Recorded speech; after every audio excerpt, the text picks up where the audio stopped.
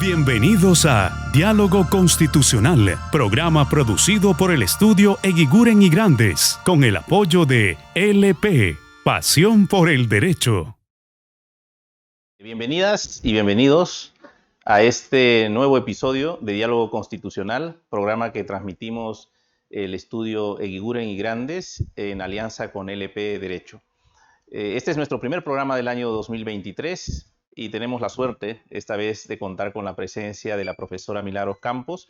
Ella es especialista en Derecho Político, en Ciencia Política, Derecho Parlamentario, y ha estado siguiendo muy de cerca el proceso de reformas que son necesarias, urgentes, en el contexto político en el que estamos atravesando como país. Este es un programa que lo hemos postergado del año pasado, la verdad. Queríamos hablar sobre los cambios necesarios, sobre la transición que estamos viviendo, los problemas que estamos atravesando como país, los riesgos que suponen también estos contextos para el sistema democrático. Así que estamos muy contentos de contar con Milagros en este programa. Como siempre, nos hemos propuesto que sea un programa en 3 momentos. En un primer momento, Milagros, nos gustaría mucho escuchar tu lectura del momento, pero desde la perspectiva de tu especialidad, ¿no? Obviamente se pueden decir muchas cosas de diagnóstico, ¿no? Y estamos escuchando muchas narrativas sobre el momento en el que estamos viviendo. En particular a mí me preocupa muchísimo el horizonte hacia el futuro, ¿no? Creo que a todos los peruanos nos interesa ver cuáles son los pasos indispensables y ojalá no nos equivoquemos al dar esos pasos.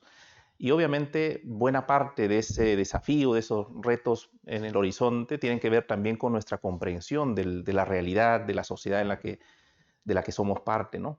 Me gustaría que empezáramos con tu lectura, ¿no? Del momento, cómo ves desde tu disciplina de la ciencia política, ¿no? Yo quiero empezar por agradecerles la invitación. Me da mucha pena que el contexto que vivimos pues haga que mi primera reflexión sea lamentar los hechos que estamos viviendo. Creo que ninguna protesta debe llevar hacia tener fallecidos, sea porque la protesta es violenta o porque mitigar la protesta se torna igual de violento. Dicho esto, también quisiera compartir una reflexión que vengo haciéndome en torno a cuán previsible podía ser este estallido social. Porque lo que hemos visto en los últimos años no solamente es que la crisis política se volvió endémica y nos acostumbramos a esta situación de tensión entre ejecutivo y legislativo, sino que además vimos una situación compleja, y es que las elecciones no lograron canalizar este conflicto. Y entonces vinimos arrastrando desde los últimos 18 meses, pues, la crisis, y este escalamiento da cuenta también de algo que indicadores como el Barómetro de las Américas o el informe de Idea Internacional o el de Intelligence Unit de Economist, mostraban que había un declive en la democracia y que la democracia se encontraba en asedio, pero la democracia peruana aparece como una democracia imperfecta, defectuosa, donde los peruanos manifestaban de manera permanente sentirse insatisfechos con el sistema en su conjunto. Y 2 detalles adicionales, ¿no? Cuando se pregunta en el caso del Barómetro de las Américas sobre la tolerancia a los golpes de Estado, el Perú aparece como uno de los países que encabeza esa tabla, con mayor tolerancia a los golpes de Estado. Y que duda cabe que el golpe de Estado es el quiebre del sistema democrático y nos torna no ya en un sistema híbrido en el que podemos hablar de democracia y de sesgos autocráticos, sino también que quiebra todo el sistema. Sin embargo, la encuesta que hizo Ipsos después del 7 de diciembre mostraba que había 1/3 de los encuestados que se mostraba de acuerdo con el golpe de Estado. Entonces, estos indicadores nos muestran que la protesta frente al sistema, a una desafección frente al sistema democrático del cual no ven beneficios, pues se podía prever. Me pregunto sobre esto. Sin embargo, los indicadores sociales, las brechas existentes, son tan malas en la Sierra Sur como en la Sierra Norte o en el Oriente, y sin embargo la fuerza de la protesta es diferente. Entonces, quería empezar por comentar estos temas.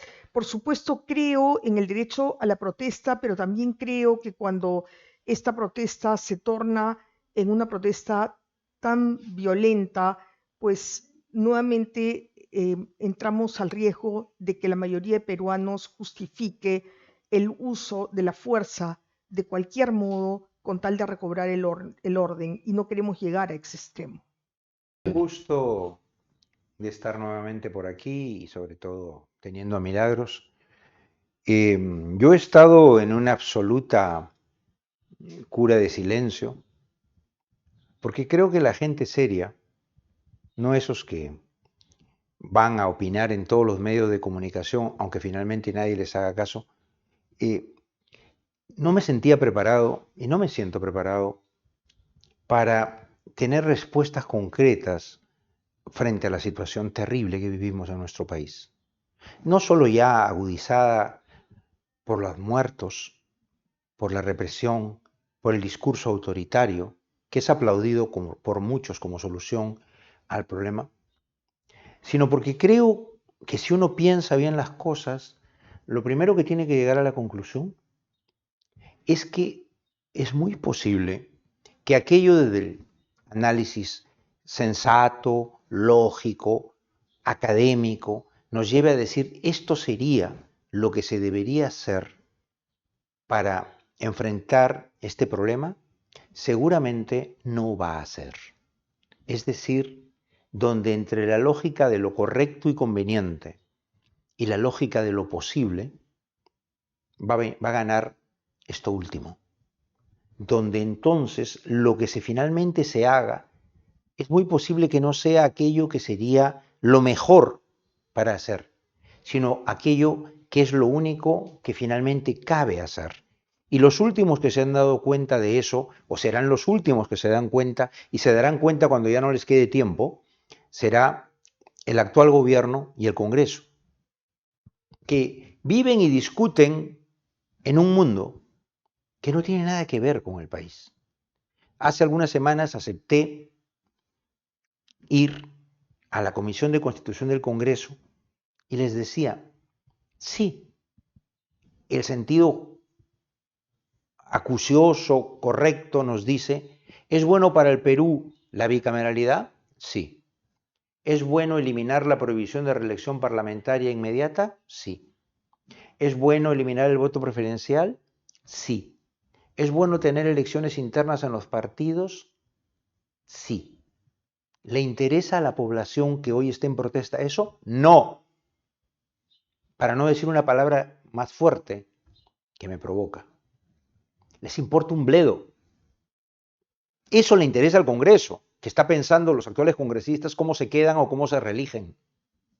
Pero a la gente no le interesa en lo más mínimo. Por eso, ninguno de los reclamos de la protesta social plantea estos temas. La gente quiere, no sabemos cuánta gente, y eso es un tema importante. La gente dice, o los que protestan dicen, que la presidenta renuncie y se vaya.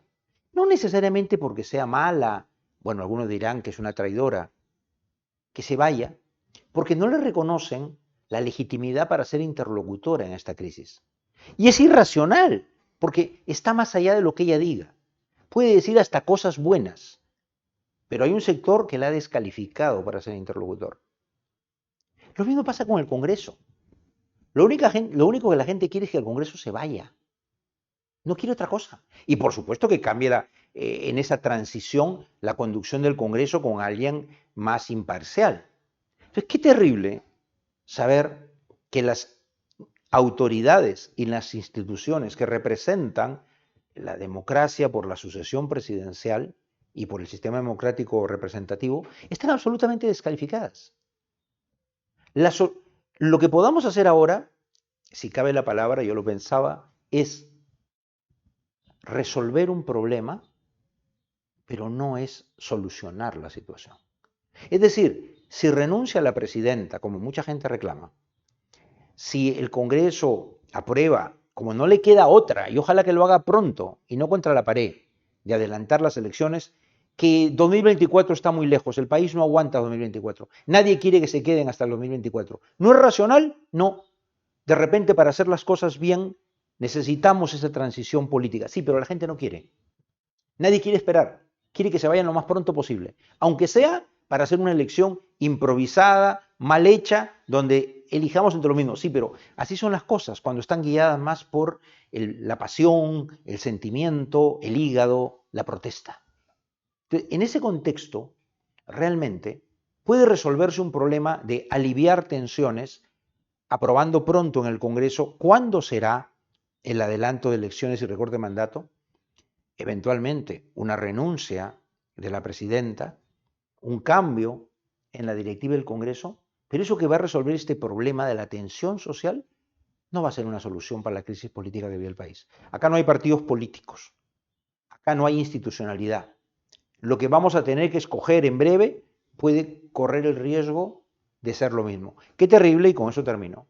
Y es la sensación de frustración, de impotencia que yo sentía. Por eso no me atrevo a proponer ninguna solución. Qué terrible es cuando todo lo que ves en el escenario es malo o es incierto. Cuando no ves una luz al final del túnel o cuando todavía el túnel está demasiado largo y todavía por eso no ves la luz. O sea, yo me temo que estamos en esas situaciones de crisis del sistema. Y lo que tenemos que defender, eso sí, es la democracia. Evitar la dictadura formal, explícita o camuflada. Evitar el autoritarismo. Defender los derechos humanos en este contexto crítico. Y una transición que no es que se aspire a que sea buena, que sea lo menos mala que la circunstancia nos plantea. Y por eso las salidas que digan que desde el punto de vista constitucional y democrático encontremos, tienen que estar guiadas mucho, no solo por aquello que creemos lo mejor, sino por aquello que la realidad política y social del país nos dice que es lo posible. Hay que saber leer la realidad. O sea, no podemos pensar en soluciones de los libros, en soluciones de aquello que es correcto. Hay que pensar en soluciones viables. ¿Y cómo? En un escenario malo podemos sacar el resultado menos malo para salvar la democracia. Muchas gracias. Esta primera reflexión. Yo quisiera introducir en todo caso un elemento que me ha parecido también importante en el análisis, ¿no? Y es cómo estamos reaccionando los abogados. Bueno, tenemos la ventaja de compartir aquí con Milagros, que tiene esta formación y además esta experiencia desde la política y desde la ciencia política, ¿no? Pero me parece a mí que en el contexto de la crisis también el protagonismo de los abogados es a veces en demasía, ¿no? Y de los abogados, además de ciertos abogados y de ciertas tendencias, y en Lima, en un problema o tratando de hacer frente a un problema que es más social, complejo, en donde tal vez los científicos sociales tienen mucho más que ofrecernos y decirnos, ¿no? Y lo que bien decía el profesor Eguiguren, nuestros modelos son muy teóricos, son normativos en el sentido de que pues prescriben cómo debieran ser las cosas, ¿no? Incluso con relación a la protesta, por ejemplo, hay un concepto pues muy básico, ¿no? Que dice la protesta es un derecho que solamente debe aceptarse en términos pacíficos, ¿no? Y claro, eso en términos conceptuales está muy bien, ¿no? Y creo que se confunden los planos, ¿no? Lo que sería el plano normativo, conceptual del deber ser y la forma como se presenta en la realidad, ¿no? Confundimos, creo, el comprender la protesta con justificar la protesta, que puede llegar a ser tremendamente complicada, ¿no? y muy confrontacional. Y ahí me parece a mí que las respuestas desde el derecho, por ejemplo, me preocupa mucho que en el contexto de la protesta y del conflicto se acuda con mucha facilidad a modelos autoritarios de derecho penal, porque hay un derecho penal también más abierto, democrático, comprensivo de los actores que están al frente, ¿no? Lo que ha ocurrido en San Marcos es un buen ejemplo de esto, por ejemplo, ¿no? Cómo los penalistas tratan de capturar el hecho en un tipo penal, pues el convencional de usurpación, ¿no? Que está pensado más bien para el intento de apropiarse de la propiedad privada, ¿no? Y entonces, si el derecho penal entra de alguna manera como herramienta de solución de la crisis, me parece que es un error también estratégico, ¿no? Cuando los fiscales empiezan a hacer carpetas de actores que son, en el mejor de los casos, actores sociales que se están expresando en las calles y están expresando un malestar, ¿no? En la última aparición pública de la Presidenta de la República, ella decía en un tramo de su intervención, quisiera escuchar sus demandas sociales, su pliego de reclamos, ¿no? Y yo creo que, de nuevo, es no comprender la dimensión del problema, ¿no? Porque lo que están, al parecer, al frente es una disputa por el poder, por reconocimiento, por decir, estamos aquí y queremos algo, una explicación de lo que ha pasado, por ejemplo, con el último proceso electoral, la campaña que se hizo a favor de una constitución nueva y cómo es que el discurso cambia radicalmente para un sector importante de la población que votó por esa propuesta política. Entonces a mí me parece que el derecho constitucional, la ciencia política pueden ser espacios para reflexionar antes que el derecho penal, ¿no? Mi reflexión, sin ánimo obviamente de, como dice Pancho, la complejidad de este tipo de problemas no se pueden resolver tan fácilmente, ¿no? Pero por lo menos un esfuerzo mayor de comprensión me parece que ofrece el derecho constitucional, por ejemplo. Y ahí a mí mi preocupación es que no asistamos cotidianamente a discursos que lo que hacen, estamos viéndolo, es endurecer más la respuesta del Estado, ¿no? La posibilidad de que tengamos un gobierno autoritario muy fácilmente aplaudido, además, ¿no?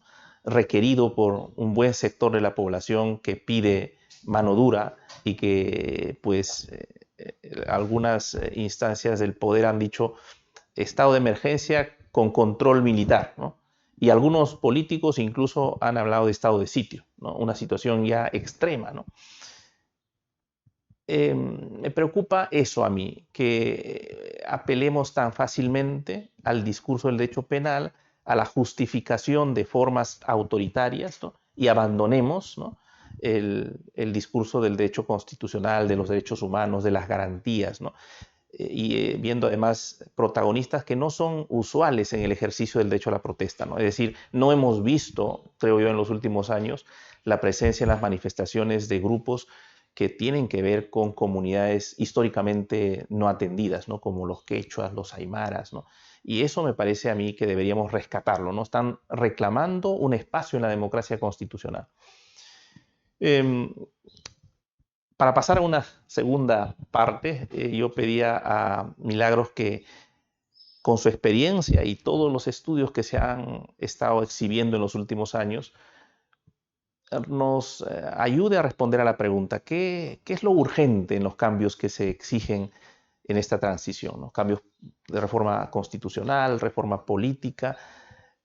Si tuviéramos que escoger un menú de urgencia, ¿no? ¿Cuál sería este, ¿no? Lo primero que quisiera plantear es que ninguna reforma va a solucionar los problemas que tenemos del país.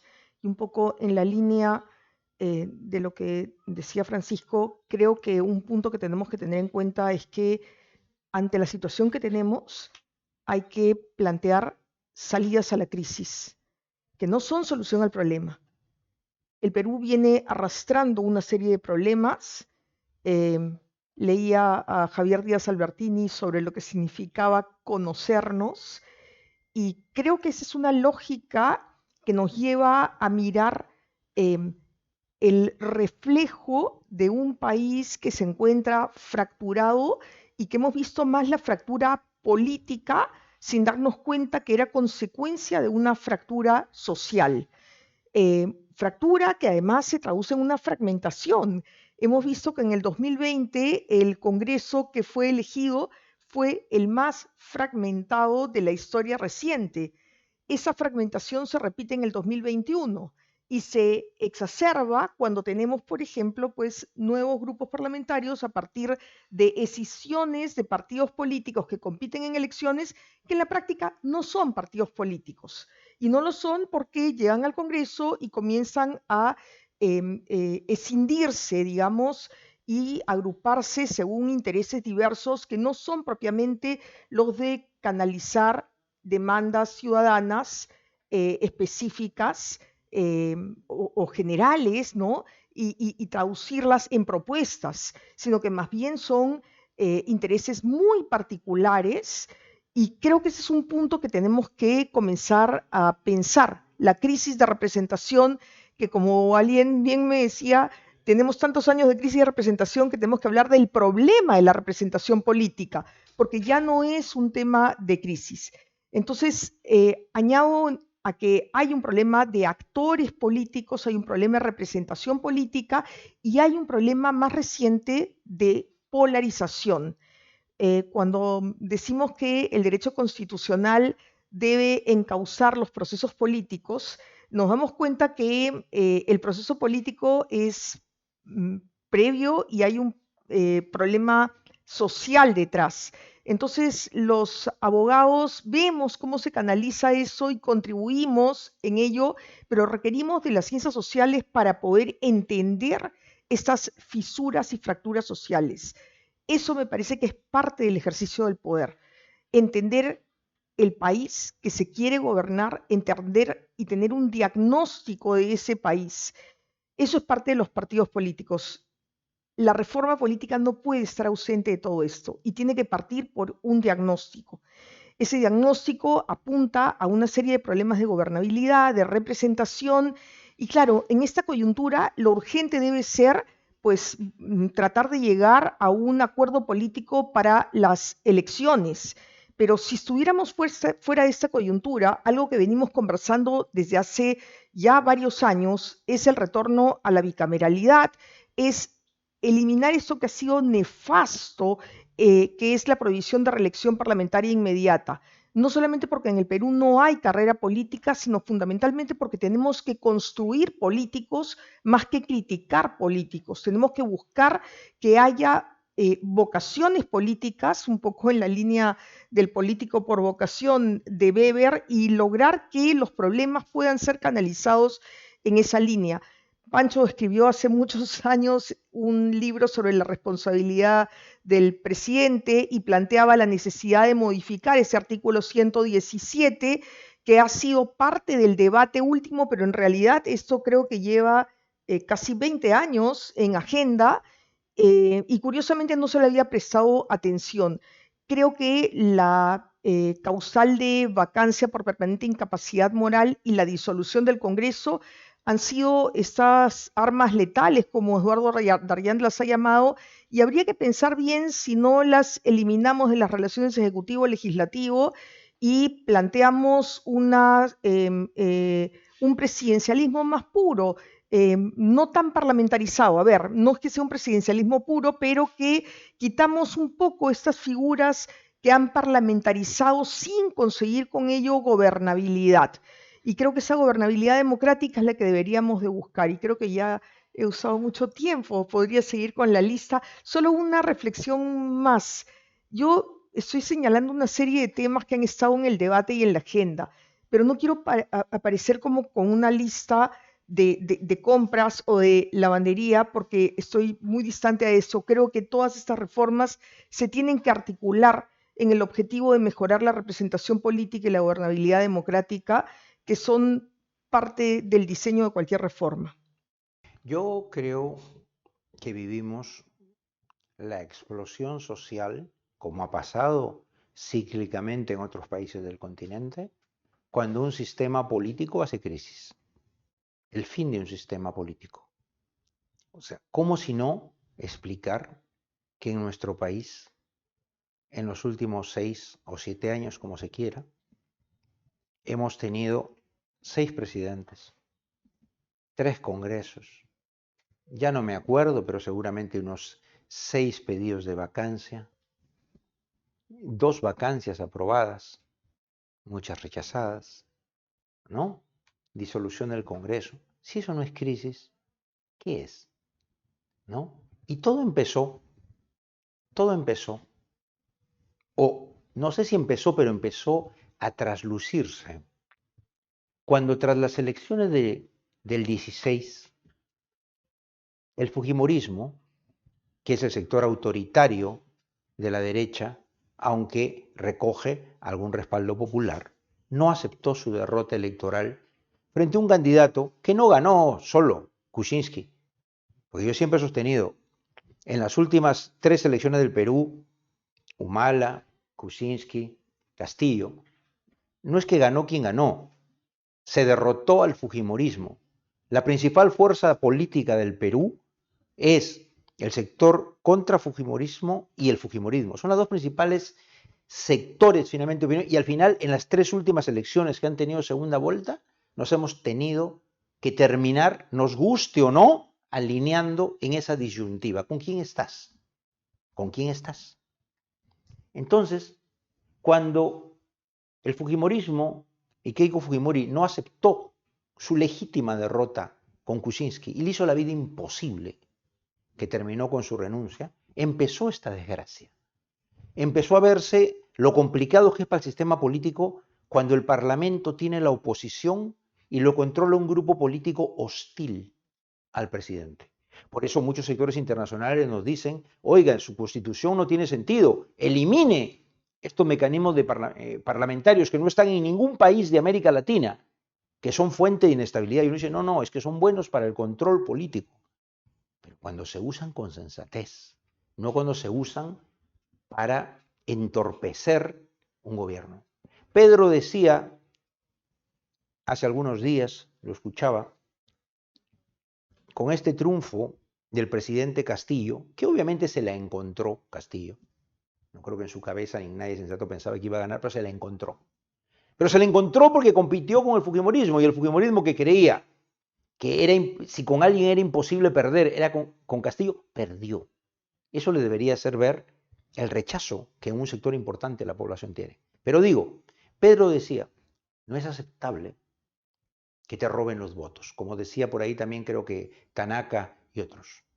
Cuando los que perdieron la elección con Castillo nunca aceptaron su derrota, y otros abogados y otros empezaron a plantear un fraude electoral nunca probado, cuando hoy plantean destituir al jefe del jurado, al presidente del jurado y al jefe del OMPE, solo porque tienen rabia porque perdieron y porque no los pueden manejar, ¿no? O sea, los perdedores siguen planteando la agenda política, y ellos son también en parte los culpables de la situación que hoy vive el país. Son los que han metido la leña al fuego. Y hay un importante sector del país que le dice, yo no estoy contigo, yo no te acepto como interlocutor. Tú eres el problema, tú te tienes que ir. Tan intransigente e irracional como suena. Tú te tienes que ir. No es que necesariamente sepamos que viene algo mejor, pero tú no. Que esa es la crisis que hoy vivimos. No, esa es la crisis que hoy vivimos. Es una propuesta en negativo. Tú te tienes que ir. Tu gobierno, tu Congreso te tienes que ir. ¿Para que venga qué? No tengo la menor idea. Pero tú te tienes que ir, porque tú eres el problema. La solución, Dios sabe si existe. Y quiero terminar con algo, ¿no? Que puede sonar muy duro, pero que lo digo con absoluta convicción. En estos años, con este Congreso variopinto, lleno de oportunistas improvisados, entre otras cosas, por ejemplo, como decía Milagros, por esta no reelección parlamentaria inmediata que fue aprobada con el hígado por la gente. Pero no olvidemos que lo que hoy decimos los especialistas que es necesario, bicameralidad y reelección parlamentaria inmediata, fue abrumadoramente rechazada por el pueblo en referéndum. Y no digamos lo que siempre decimos, que es un pueblo ignorante, que es un pueblo que no sabe. Es posible. Pero ¿quiénes tenemos la verdad? ¿Los sabios? ¿Nosotros? La democracia, pues es lo que la gente decide, ¿no? Pero en el Perú vivimos con este Congreso, la democracia sin el pueblo. La democracia con miedo al pueblo, que equivale a decir la democracia contra el pueblo. Y no puede aceptarse moral y políticamente una democracia contra el pueblo. Y va contra el pueblo cuando este Congreso, desprestigiado y rechazado por el pueblo, aprobó primero que el pueblo no tiene derecho a plantear una iniciativa de referéndum para una reforma constitucional. Limitó el referéndum como derecho del pueblo. Pusieron la carreta por delante de los bueyes. El poder constituido le ha negado al pueblo el derecho a promover una asamblea constituyente. La derecha peruana no quiere un proceso constituyente, con esta mentira de que se quiere llevar a un esquema chavista o lo que fuera. O sea, yo creo que en este contexto de descomposición, ¿por qué no? Y se los dije al Congreso, ¿por qué no? Si se va a hacer una consulta popular, ¿por qué no se le pregunta al pueblo, que es el dueño del poder en una democracia, si quiere o no una asamblea constituyente que haga una nueva constitución? Si el pueblo dice no, se acabó. Pero si el pueblo dice sí, háganle caso, pero nadie tiene derecho a negarle al pueblo en una democracia el derecho a pronunciarse. Porque lo que quieren esos sectores es defender sus privilegios económicos de un sistema que, aunque le dicen economía social de mercado, es una economía que favorece a los ricos y no a los pobres, que ha aumentado la desigualdad del país. Y esa es la verdad. Y claro, no los quieren aceptar, ¿no? No quieren oír. En ese contexto, yo digo, Asamblea Constituyente, consulten al pueblo. Yo, por supuesto, creo en ella. Seguramente, como dirá Milagros, Dios sabe qué cosa podría salir en este momento. En efecto. Pero si en una crisis política tan tremenda no acudimos al titular del poder y la soberanía en una democracia que es el pueblo, y que ellos decidan. Y si deciden bien, aleluya. Y si deciden mal, nos jodimos. Qué pena. Pero esas son las reglas de la democracia. Pero lo que no se puede aceptar es que le nieguen al pueblo el derecho a manifestarse. Y termino con algo. ¿Usted cree que van a llevar a referéndum una reforma constitucional como la bicameralidad, como el adelanto de elecciones, como la eliminación de la no reelección parlamentaria y otras cosas más? No, no la van a llevar. Porque temen, con legítima base, que el pueblo va a decir que no. Entonces, insisto y termino. ¿Cómo se puede hacer y postular una democracia donde se le niega al pueblo el derecho a manifestarse, aunque se equivoque? Aunque se equivoque. Además, ¿quién tiene derecho a decir que se equivocaron? ¿Los perdedores? ¿Los que no ganan elecciones pero gobiernan, como ahora? O sea, yo sí siento, me arriesgo, quizás suicidamente. Si creo en la democracia y soy demócrata, creo que hay que darle la oportunidad al pueblo que se manifieste y respetar su decisión. Y si muchos consideran que se equivocó, es su derecho. Pero hay que eliminar esta censura limeña o conservadora de lo que los que dicen que saben tienen derecho a descalificar a quienes dicen que no saben.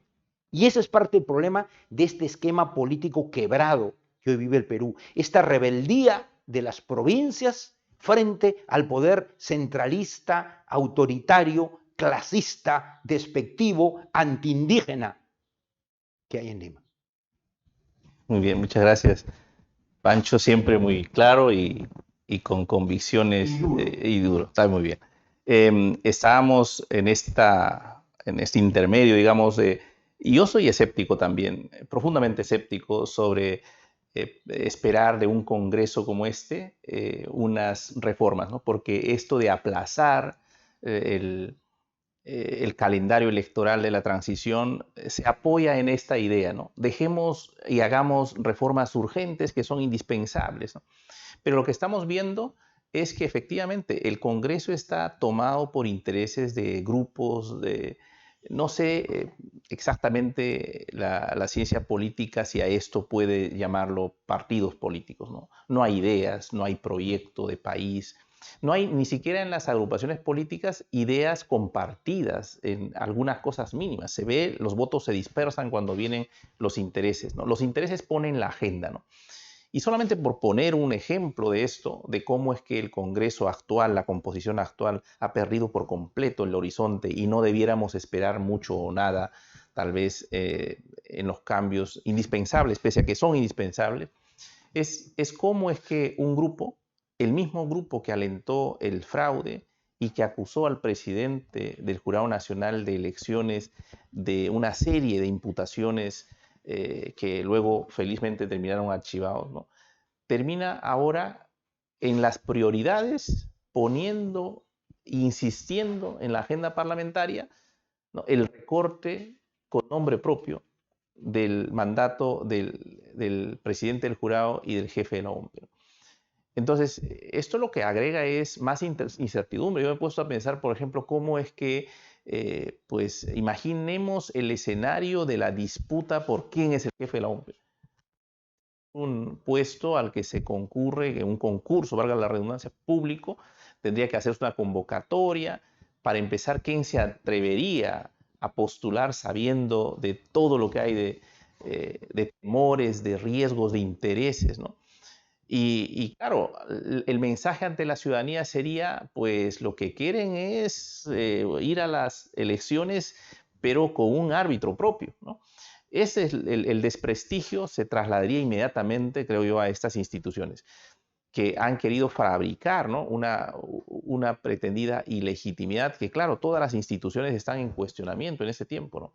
Entonces a mí me preocupa eso, y por eso es que creo yo que si los políticos se ponen de acuerdo para cortar lo más que se pueda, y si incluso no tuviéramos que tocar una sola reforma, pues efectivamente con todo lo que eso significa, habría que ir a un cambio y apostar porque esa nueva composición del Congreso reflexione en términos de país, y lo primero que tendría que hacer es hacer una comisión tal vez. No hay consensos claros, ¿no?, para una nueva constituyente. Y yo coincido con Pancho en esto hace mucho tiempo. Efectivamente creo que si realmente queremos gestionar la crisis en términos democráticos, la salida tendría que ser mayor participación ciudadana en las soluciones, ¿no? Todas las reformas tendrían que pasar por referéndum para que sea el pueblo el que se manifieste en un periodo, en un contexto en el que la legitimidad de la representación está claramente en cuestión. De manera que este es un periodo, a mí me parece, de mucha incertidumbre, de muchas presiones, de muchos intereses, ¿no? A mí me sorprende enormemente lo fácil que ha cambiado el discurso del régimen, ¿no? O sea, pensar que esta ha sido, pues la presidenta ha sido de la misma fórmula de Castillo es impresionante, ¿no? ¿Cómo es que hay un poder, ¿no?, los detentadores reales del poder, como diría Ferdinand Lasalle, ¿no?, cómo logran poner su agenda sin tener que cambiar violentamente nada, ¿no? Entonces, esto nos muestra pues que las elecciones no están cumpliendo el papel que decía Karl Popper, por ejemplo, esta frase famosa, ¿no?, que un sistema democrático, decía él, se diferencia de un régimen autoritario en la medida en que se puede tener un cambio del poder sin derramamiento de sangre, ¿no? Y aquí el problema es que está costando, ¿no?, está costando vidas, ¿no?, el retrotraer la agenda a un grupo, al parecer, o un conjunto de poderes fácticos que están manejando, y que a mí me preocupa, y aquí pasamos al último tramo, ¿no?, los riesgos para el sistema democrático. ¿Qué riesgos hay? ¿Cómo ven la perspectiva, ¿no? Llegamos a la promesa del 2024, hay un mandato que se va a cortar, sí, pero está lejos para algunos, lo ven lejos, y yo lo veo lejos con todo lo que estamos viviendo. ¿Qué riesgos ves, Milagros, en lo que se nos viene? Bueno, el riesgo es la democracia misma, como estamos viendo, ¿no? Em, la cita que señalas de Popper nos lleva también a lo que Adam Szerowski señalaba respecto de lo que significan las elecciones y su preocupación grande en el último libro de la crisis de la democracia sobre cómo em, la democracia está en riesgo cuando las elecciones que tienden a solucionar los conflictos no los solucionan. Y esa ha sido nuestra experiencia del 2021. Por lo demás, las elecciones del Bicentenario. La Comisión de Reforma Política pensaba las reformas con gran ilusión pensando en que serían reformas que se aplicarían en las elecciones del Bicentenario. Y eso terminó en cuestiones de confianza sobre reformas constitucionales que creo que son inadecuadas, para terminar en la disolución del Congreso y un conflicto que no ha parado de escalar. Entonces, pienso también que si estamos en un momento constituyente o no, y esta es una discrepancia que hoy haré pública, mi querido Pancho, sobre la única razón por la que yo quisiera una asamblea constituyente mañana es porque estoy segura que el doctor Eguiguren postularía y No, ocuparía un lugar, ya no postula porque nada. eso es exactamente el tema. No me parece que es un momento constituyente, en primer lugar. En segundo lugar, creo que un proceso constituyente es un proceso político fundamentalmente, porque estoy entre quienes piensan que la Constitución del 93, con todos los cambios que tiene, señaló una ruta para el cambio o la modificación que la vivía además en el 2002, cuando Henry Peace lideró un cambio total de la Constitución con una sentencia que validó el camino de que se haga a través del Congreso. Creo que en un contexto que además escapa al Perú, que es casi mundial, de un deterioro de partidos políticos. Claro, lo que pasa es que la descomposición de partidos políticos en momentos o en países que tenían un sistema de partidos institucionalizado, como el caso de Chile o Costa Rica o España, que de ser bipartidistas han terminado con un camino de fragmentación interna que les parece a ellos muy grande cuando pasan a 5 partidos, y nosotros hemos tenido 10 en la última elección.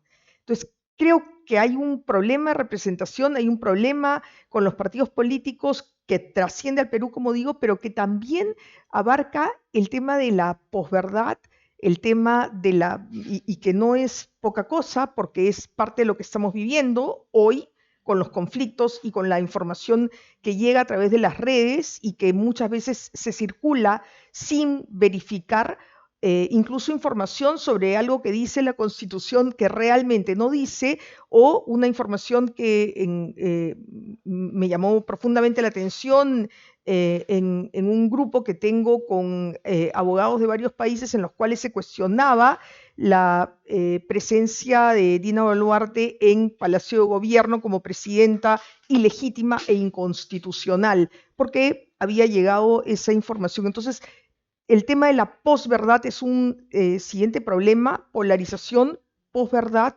y populismo. Una nueva constituyente en este contexto destituyente y polarizado podría llevarnos a un populismo donde probablemente la norma más popular sea aprobar la pena de muerte. Y a ver, yo por supuesto creo que la democracia participativa nutre la democracia representativa, pero miremos que a nivel comparado también ha generado una serie de problemas. Y por eso hay algunos frenos que se plantean en la propia Constitución, cuando se dice que temas de reducción de derechos o temas tributarios no deberían de plantearse o ser sometidos a consulta, ¿no? Es curioso el caso chileno, que por supuesto no hay mucho tiempo para comentarlo ahora, pero cómo está terminando este proceso en designar algunos expertos para que contribuyan en la formulación de un nuevo texto. Habría mucho que decir sobre esto, pero no podría quedarme callada respecto de mi posición frente al capítulo económico de la Constitución, que ha sido tantas veces cuestionado y que sin duda es perfectible, porque todo es perfectible, pero creería que lo que hemos visto en los últimos años no es un modelo equivocado, ha sido un modelo de crecimiento insuficiente, y donde creo y coincido con lo que dice el doctor Eguiguren respecto de un modelo que podría resultar excluyendo a un grupo de personas, pero que fundamentalmente ese gran grupo de personas es excluido por prácticas que los llevan hacia la informalidad. Con una informalidad de 85% es muy difícil poder juzgar el modelo económico. Es necesario solucionar el problema de la informalidad, como otros problemas de políticas públicas que no están en el cambio de constitución. He sostenido y sostengo que los principales problemas del Perú son problemas de gestión y de políticas públicas. Y por supuesto, una modificación a la Constitución en distintos capítulos. Estoy de acuerdo en algunos ajustes, pero abrir esto creo que más que solucionar el problema nos puede llevar a un problema mayor. Puedo ser conservador en este punto y no tengo temor a ese calificativo porque para otros soy liberal. Lo cierto del caso es que más allá de rótulos, creo que tenemos un enfermo que es el Perú y lo que tenemos que mirar no es desahuciarlo, sino ver exactamente cuál es el diagnóstico y hacer las cirugías en los lugares adecuados y poder lograr que el enfermo salga hoy de UCI, porque lo que viene después y los siguientes tratamientos dependerán mucho de la junta de médicos a la que se recurra.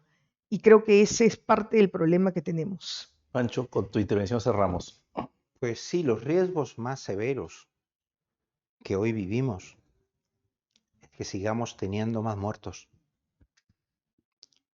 Qué desgracia para quien integre un gobierno que cargar por el resto de su vida, cuando no, con la cárcel, con estos muertos. Qué terrible que hay quienes escriben justificando, porque sí, hay que condenar actos vandálicos de protesta, sí, pero si algo sabemos en el derecho, que es la proporcionalidad, es una regla, al igual que la legítima defensa, ¿no? Entonces, no es aceptable que para mantener un sistema el costo sean los muertos. Yo veía anoche y me indigna escuchar este discurso político de algunos de los personajes, ministros, jefes policiales, que repiten como loritos, de manera cínica, el respeto irrestricto a los derechos humanos. ¿Saben de qué hablan? ¿Alguien les va a creer? ¿Respeto irrestricto a los derechos humanos con 60 muertos? ¿Saben de qué hablan? O cuando dicen el respeto a la protesta legítima y pacífica.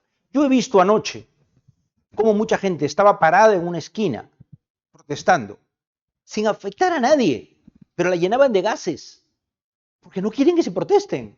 En una democracia debería ser perfectamente posible, si yo estoy reclamando, equivocado o no, no importa, que renuncie una presidenta o que un congreso se vaya, ¿a dónde tendría derecho a manifestarme? ¿Para que me escuche quién? Frente a Palacio de Gobierno y frente al Congreso. La seguridad debería custodiar los locales para que no los ataquen, para que no hayan desmanes, para que no los quemen. Pero en nuestro país no se puede ingresar a protestar por la avenida Bancay. No se puede llegar al Congreso. El pueblo no puede protestar frente al Congreso. El pueblo no puede protestar frente a Palacio de Gobierno, porque hay rejas y hay policías. Pero anoche, sin avalar ningún tipo de manifestación, ¿quién mete la violencia? ¿Quién provoca? Cuando tú ves que de repente hay gente parada en una esquina, no sé, en el cruce del Poder Judicial, de la Corte Suprema, del Centro Cívico, que están en una esquina, no son peligro para nadie, y las empiezan a llenar de gases para que se vayan. Para que se vayan. O sea, eso es no permitir la protesta. Entonces no me vengan a decir protesta pacífica. Deja pues. O sea, si la gente quiere marchar por una ruta predeterminada, donde no ataque edificios públicos, donde no haya la propiedad, déjala. Eso es protesta pacífica. Pero aquí no se permite tampoco la protesta pacífica. ¿Y qué mete carbón, leña al fuego? Cuando tú vas a protestar, ¿habrán vándalos, habrán infiltrados? Sí, sí. Pero si tú reprimes, si tú lanzas bombas lacrimógenas contra quien está protestando, entonces ¿dónde está el derecho a la protesta? Entonces, yo finalmente creo que el riesgo más serio para nuestra democracia es que se defienda un sistema político, no la democracia, bajo una apuesta autoritaria. El gobierno tendría que pensar La presidenta tendrá que pensar, ya que llegó con otra lista, que está haciendo el trabajo sucio que reclamaba la derecha y que, gracias, dirán, ¿quién me lo está haciendo? Pero cuando esto acabe, porque esto va a acabar pronto, o en unos meses, con unas nuevas elecciones, cuando esto acabe, van a saber quiénes lo respaldan o no, y quiénes los utilizaron o no. Y tendrán que enfrentar la responsabilidad penal y criminal por lo que ha sucedido en el país. Bien, hemos llegado al final de nuestro primer programa del 2023 y nos ha acompañado Milagros Campos, especialista en Derecho y Ciencias Políticas, y hemos estado con Francisco Eguiguren en la conducción. Muchas gracias.